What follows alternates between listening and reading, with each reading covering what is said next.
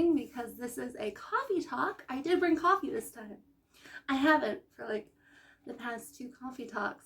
I did go out and get this one. So, cheers and Happy New Year! Those were my fake fireworks. I have never celebrated New Year's ever. Ever, never, ever. This is not a holiday I particularly care for, or care about, or put time and energy into. Ever. Ever. And for good reason, not my favorite. But, there is a but. I had an idea with where I was going with this. I am so excited for 2025. This has been a whirlwind of a year. Not even my worst year. So it's not like this is the worst year ever and I have to look forward to next year. No. This has been an amazing, transformative year. And I'm so excited. I'm so excited to go into 2025. I don't know what it is. I don't know what it is. I'm just, even the thought of moving out of this year into a new year, going into January is like so exciting. I don't know. And if you are somebody who also doesn't know why you're so excited for a new year, or you do celebrate New Year's and you're like, yes, I am ready for the next year, cheers. I am so excited. So excited for 2025.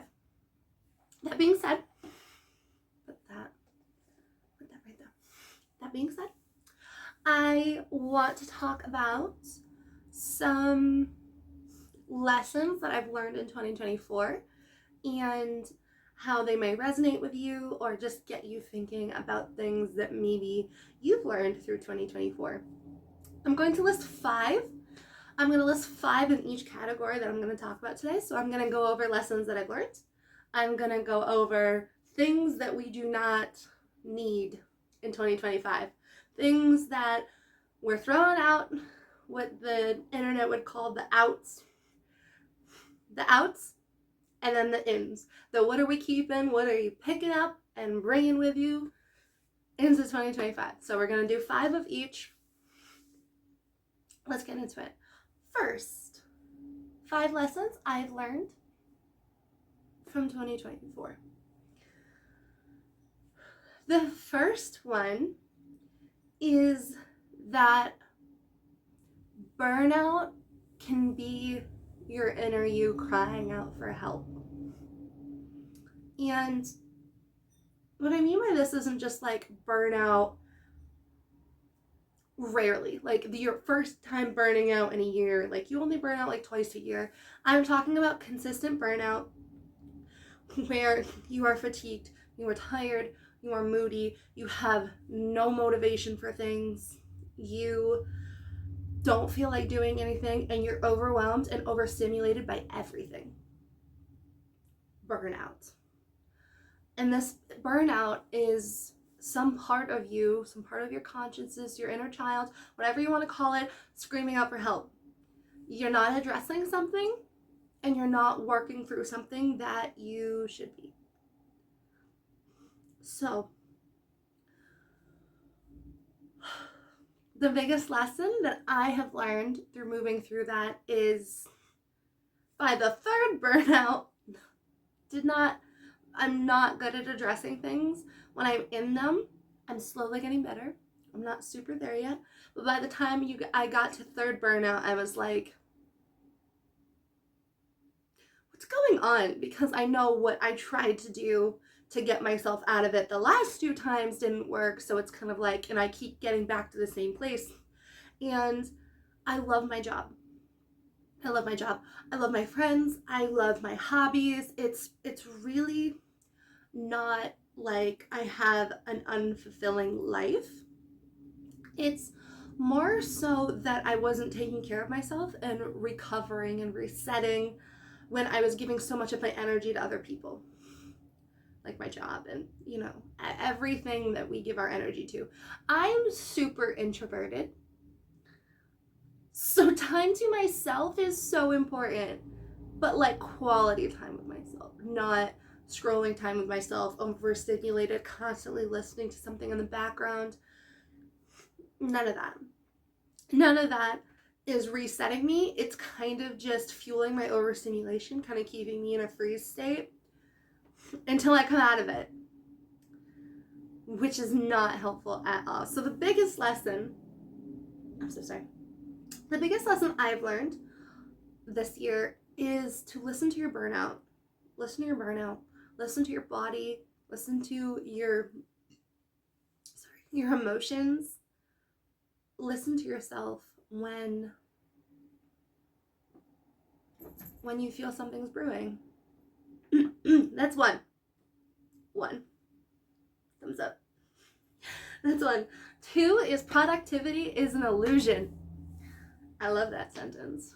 I was journaling earlier and it dawned, like that sentence itself dawned on me.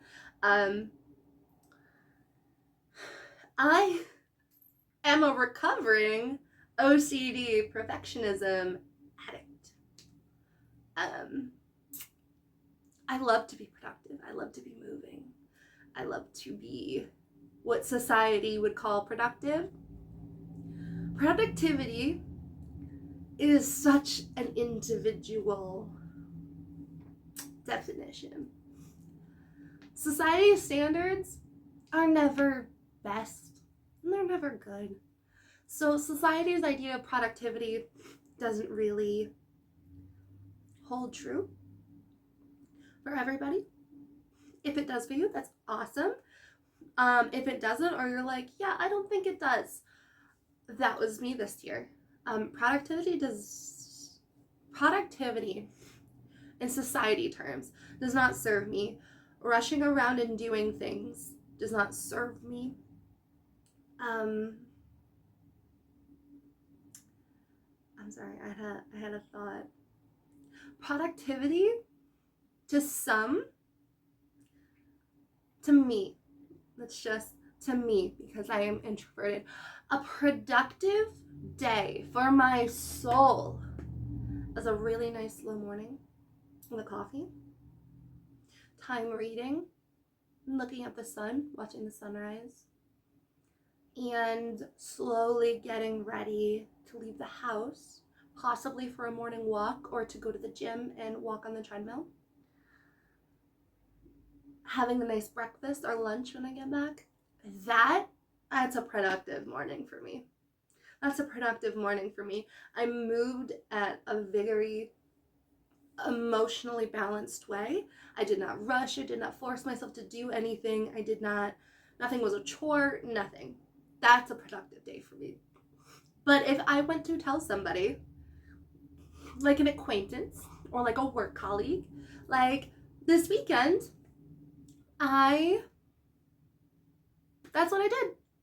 I had a coffee and I read in my book and then I went to walk on the treadmill. They'd be like, oh, okay.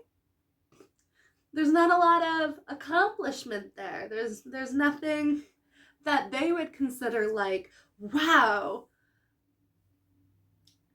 Nor does it matter, because that's what productive looks to me. But the way I've been using productive is like I've done this many tasks that I needed to do, and instead of like spacing them out throughout the week, I pile them up. Yep. So I feel real productive that one day, and then so lazy the entire month, like every single month. Now I'm a world-class procrastinator, but productivity doesn't feel like productivity when I'm building them up all in one day. It's not about checking the box on your to-do list. That's a big lesson that I learned this year. That was 2. 3. feeling your feelings. Yep, I'm sure you hear it a lot. If you're really into self-development, you hear it all the time. And it sounds cliche. And it's so true. It's so true. Feel your feelings. I'm not avoidant. I don't really go into freeze that often. I'm a very emotional, I'm a very sensitive person. I would say that I feel my feelings. However, I'm also that side of the self-help community where I'm kind of toxically positive. Like where you're so positive that you're kind of overlooking the other stuff and the hardships you are going through because you're like, oh, it'll work itself out. I am that person, which is hard because I do want to always be looking on the bright side of things. And I do want to identify as somebody who always sees the glass half full. I always see the light because I've suffered most of my childhood not in that place. So I'm kind of on the other extreme. However, I let things build for a long period of time, and then when they resurface, it feels like a lot. And I'm trying to distract and create overstimulation when I'm not feeling my emotions and I'm not being real with what I am feeling and what trigger my inner child is feeling. This has been a year of feeling my emotions. This has been a year of so many past triggers coming back and like slapping you in the face. And we're like, remember when this happened? Remember that we didn't deal with it? Let's deal with it. Let's cry about it. I have cried over so much stuff that I'm not currently dealing with. None of it. Sorry. Sorry. There you go. My voice. I literally have been through so much emotional roller coasters from old wounds. Not even new wounds. I've had maybe a few things that haven't really gone the right way, have been like huge hiccups in my life this year, and I handled them so well, but the old wounds made such an appearance, and I was like, you know what? I did not process this when it happened, so I'm gonna process it now. That was lesson 3. If you resonate with that, oh boy, it's tough. Oh boy, it's tough. It's harder to explain to other people what you're feeling when it happened 7 years ago. Because it sounds crazy. It's not. Like, feeling things is important, but oh boy, if you've been there, you get it. You get it. Okay. 4. Oh, this was a good one. I forgot I wrote this down. You cannot fix everybody, and that doesn't reflect you. I wrote this down when I was in like a meditative journaling, so I'm kind of like revising now that I'm reading it out loud. Oh, that's such a good one. I did learn that this year. Learning like an acceptance. Like, I am somebody, I'm very maternal.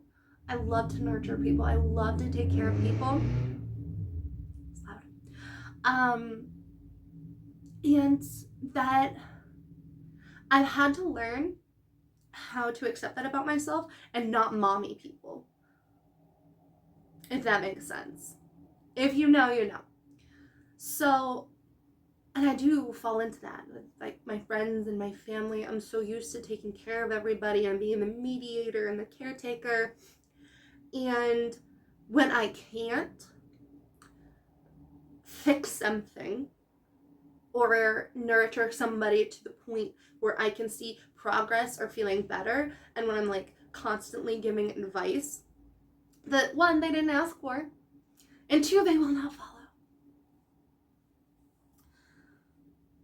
Gosh, it's frustrating. It's so frustrating. It's frustrating because it's not something I should be doing. Oh my gosh, traffic's so loud right now. Sorry.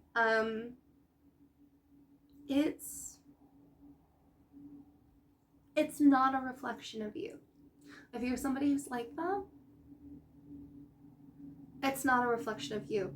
What they do with that information, that advice, that, time and support, that is not a reflection of you. Where your heart's at, where your intentions are for helping somebody, as long as they're in a good place and they're pure, whatever the result, you tried and you did it. If you need to step back, you're doing a little too much, you're trying to micromanage, step back. But what happens with them is not a reflection of who you are, or that you failed, or that you're not enough, or that you're not lovable. We can't fix everyone, nor is it our job to. And we are doing the best we can with what we have. That's a really big lesson that's hit home, especially the last 2 months. And I get it now. If you're somebody who needed to hear that, I'll repeat it. You cannot fix everyone. And whatever the result of who you put your time and energy in, you are lovable. You are enough as you are.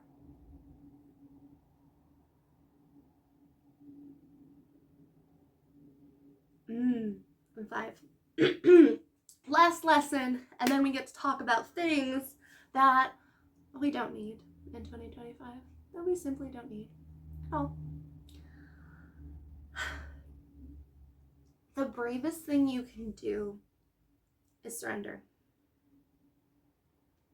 I will repeat it one more time. The bravest thing you can do is surrender. When you're in a place where you feel like you've tried everything, and that, again, like a productivity thing, like you have to constantly be going and doing and going and doing, it can feel like there's always something you could have done.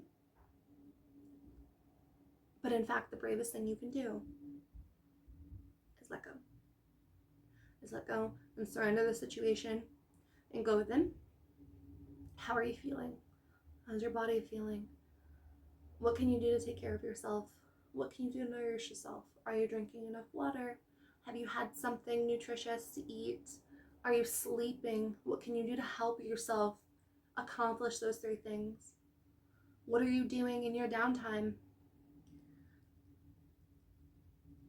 Kind of like the last video about reclaiming your power, we're just kind of like, what can you do?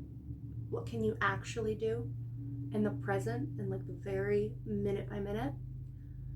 We're not thinking about what could have been. We're not thinking about what happened. We're not thinking about what could have been or what could have happened or what's going to happen. None of that. Let it go. Let it go.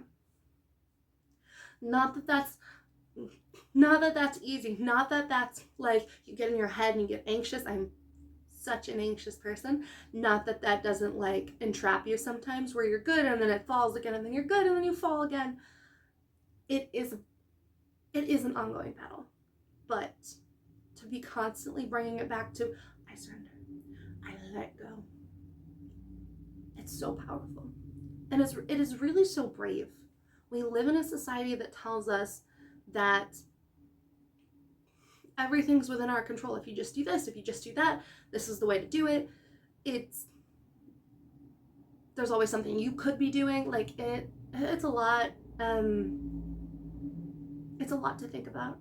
And the bravest thing you could do is surrender the situation. Even if it doesn't make sense. Because it will. Surrendering is so powerful. And that's been a beautiful, beautiful lesson I've learned this year, which is why it was number 5. All right. 5 things that we are not bringing into 2025? Not at all. Nope. We're trashing them.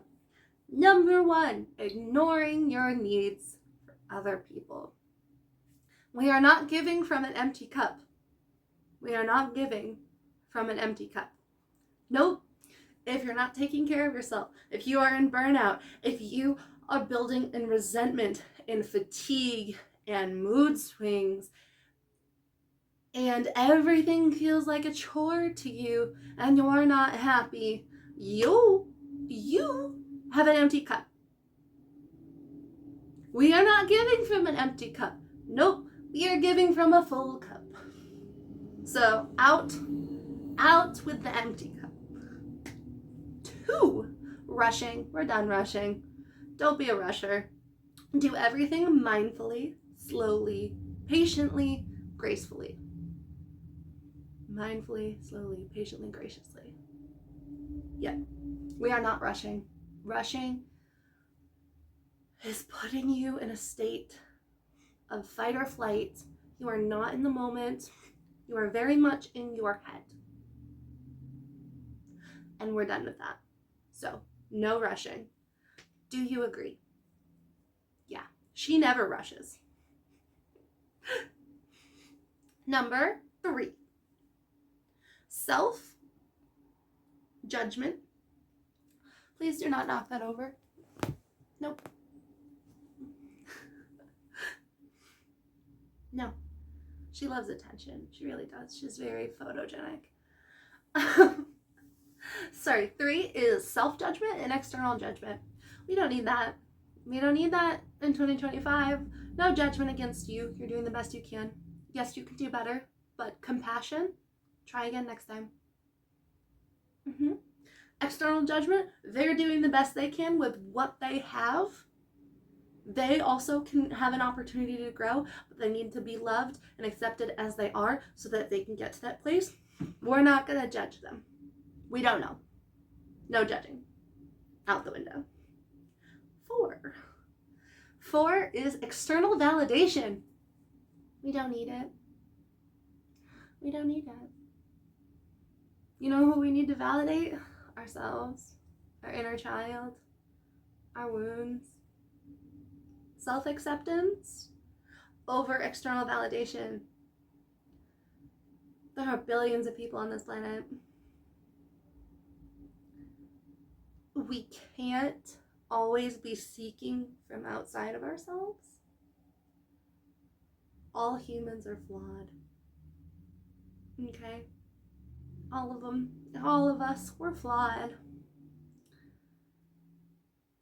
When we rely on external validation, we aren't in our truth. We aren't in our identity. We don't need love that way. You know, we're not being ourselves. We're not chasing love. Love is something that we receive from being ourselves, not from chasing external validation. Out with that. And 5, the big one, victim mentality. So done. I've been done with this one, but I want to see it be done in other people.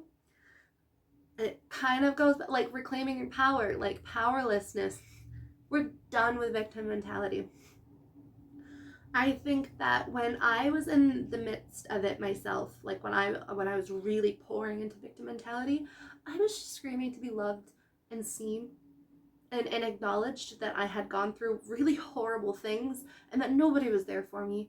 And it was hard, and I wanted that validation from somebody else. Like, it's not just me. like I'm not the problem, right? Like, this happened. I understand. And you want to be understood and you want to be seen. I totally get that. And it's beautiful being understood and seen. But are we sulking in it? Like, are we making that who we are? That could be what made you the way you are, but it's like clay. We can reform it. We don't want to be carrying that with us. yes, that happened to you, and I'm so sorry.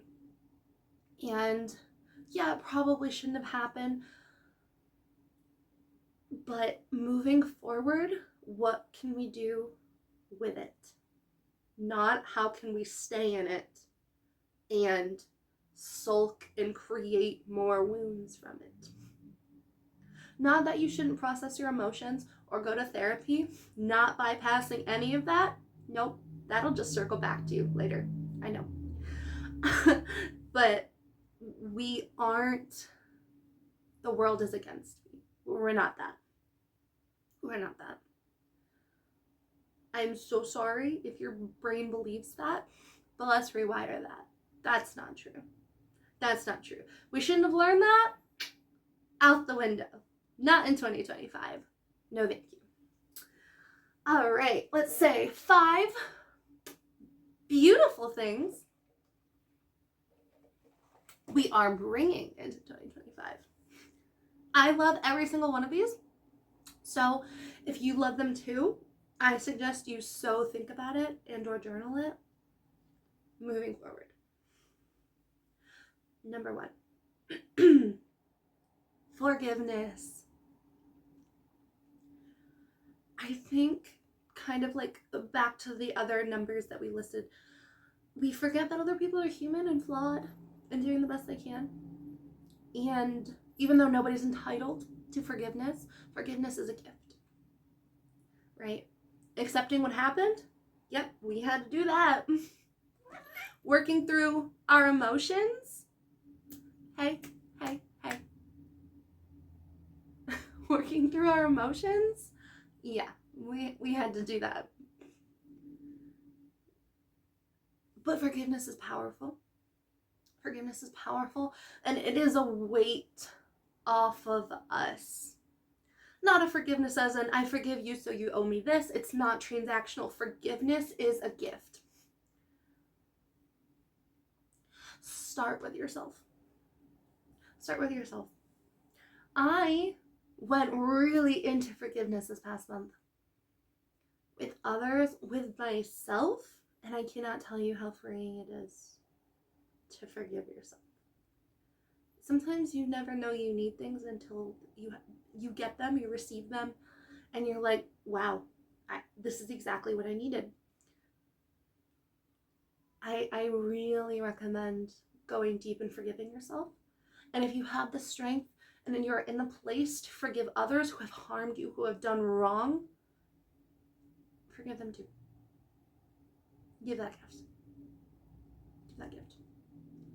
Not that you have to open up conversation or, like bring this toxic person back into your life, but being in a place where you know that you have forgiven them and you know that they're flawed and that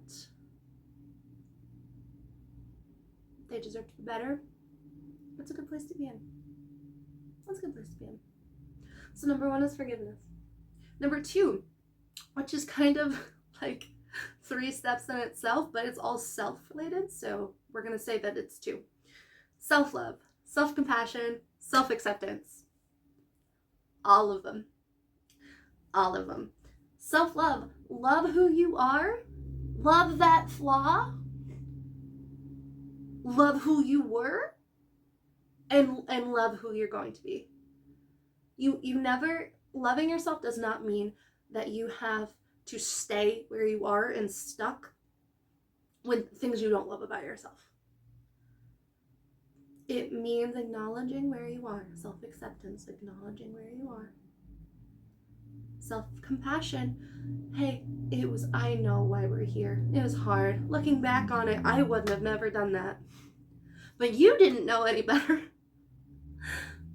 All things change with time, and we get new perspectives all the time.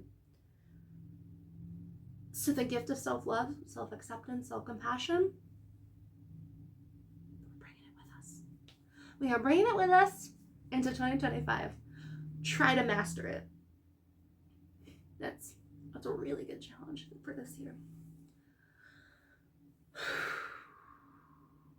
I kind of want to save that one for the end. Okay, 3. This is specifically for women. Cycle syncing. If you are somebody who is not on birth control, hats off to you if you take birth control. If you do not take birth control, track your cycle and get in depth with your hormones. We have magical bodies. Females have magical bodies. Take care of them. Understand yours. They're special and they're different, and your body is always trying to tell you something.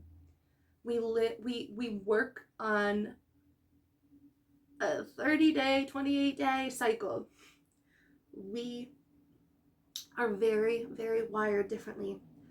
And I want more women in 2025 to come in touch with their bodies, to understand your body, to understand more about yourself. Connecting your body and your hormones to your like emotional self, to your physical self, it's like it's so intertwined. It'll give you so much more insight, and I so recommend it. I really recommend it.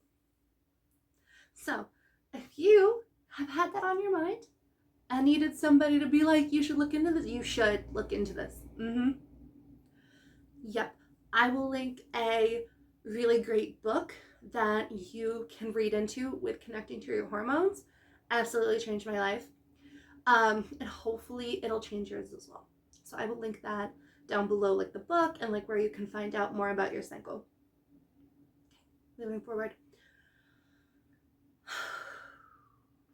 4, gratitude for the journey on the journey. This is slowing down enough where we're in the process of moving through things before we get to the goal, right? Before we get to the top of the mountain, are we present with every step it took to get there? With the rocks that we passed, with the trees that we passed, with how our body felt, like being in the process and being grateful of being in the process. This is really hard if you are in pain and or grieving. I totally understand that. You will have more gratitude when you get out of that. So if you're in that place, I'm not telling you to be grateful for how much pain you're in. Not at all. If you're not in that, but you're in a frustrated, like stress kind of way, gratitude for where you're at can really change how you are moving forward. Can really change how you look at the steps you're taking to get there. And I think that it would be really beautiful if we could send more gratitude towards the journey that we're on while we're in it. It'll make the goal that much more beautiful, and it won't feel so abstract. We will know how we got there. It won't be like we're dissociated and we're like, oh, we got it. What's the next thing? It's like, no, I did this. This is an accomplishment I made. Like, this is awesome. Like, this is everything it took. Like a really good story. You know how like we watch the hero's journey and it's not just like 5 seconds at the beginning of the movie and then 5 seconds at the end. Like, you watch the entire journey start to finish and you're like, wow. Like, getting to that place is incredible because you watched the entire struggle. Like, I want you to be the own movie watcher of your life. Have gratitude for your journey on your journey. I am so ready to bring that in to my life. I hope you are too. And lastly, number 5, prayer or meditation, or both. It depends on what you need. If you are not particularly a spiritual person, start with meditation, which is stillness. Just start with stillness. 5 minutes of stillness can feel like a lifetime. So let's bring in some stillness. It'll make everything so much more present. It'll really ground you. If you are somebody who does identify as spiritual, or you do believe in a higher power, in God, pray. Absolutely pray about everything and everything. Prayers do not have to be perfect. If you have a full conversation with God in your car, I do this all the time, and like send it out. Like send it out, send that intention out, send your thoughts out. Like you are aligning with what you're thinking in your head and saying it out loud. It's so powerful.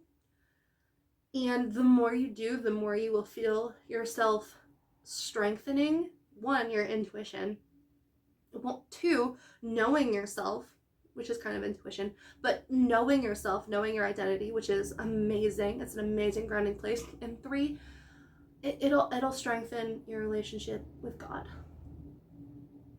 with a higher power, with universe, whatever you want to call it. It is strengthening your relationship with God. And there is a power and a peace and a joy in that is so undescribable. So this year, going into 2025, let's do that. Let's bring all 5 of those things in and have the best year. I'm so excited for this year. I hope that everybody who sees this is exactly what you needed to hear. And if you are seeing this, I hope you're just as excited as I am. I hope that you're feeling a very built up energy. Like so much good is about to happen. So much abundance is about to pour into your life. So many miracles are about to pour into your life. You are going to glow up. You're going to level up. Yeah, like everything. It's like a blossoming. Everything's blossoming. And I hope you feel that. And I hope you have an amazing day. And I hope you have an amazing year. So, thank you so much for watching. Next time.